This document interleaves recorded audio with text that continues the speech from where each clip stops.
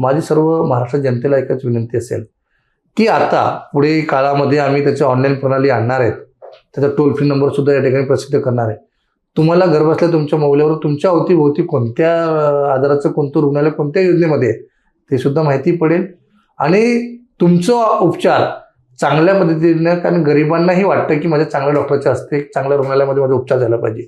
त्या अनुषंगाने माफक किंवा मोफत याच्यात कसं करता येईल याची सुद्धा रचना माननीय देवेंद्रजी करतायत. त्याच्यात जास्तीत जास्त रुग्णांनी जास्तीत जास्त समाजामध्ये हे पसरवलं पाहिजे, माहिती दिली पाहिजे आणि त्या माध्यमातून गरीब आणि गरजू रुग्णांपर्यंत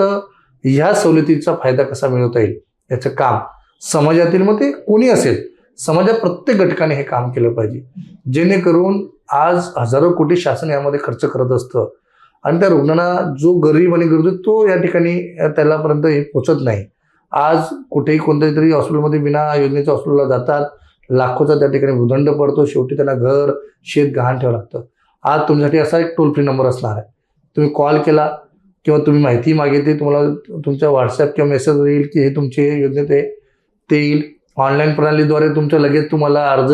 तुम्हाला त्याचा मनस्ताप होणार नाही आणि काही अडचण आली तर जिल्हा स्तरावर मुख्यमंत्री सहायता निधी कक्ष या ठिकाणी असणार आहे, जो तुम्हाला प्रॉपर माहिती या ठिकाणी देणार आहे. याचा सर्वांनीच समाजातल्या प्रत्येक घटकाने लाभ घेतला पाहिजे, माहिती लोकांपर्यंत पोहोचवली पाहिजे आणि गरीब गरजू रुग्णांना याचा कसा फायदा होईल, जो एक्सपर्ट डॉक्टर त्याचा सुद्धा या गरीब गरजू आणि रुग्णांपर्यंत कसं पोहोचता येईल याचं सुद्धा याच्या माध्यमातून जास्तीत जास्त माहिती दिली पाहिजे.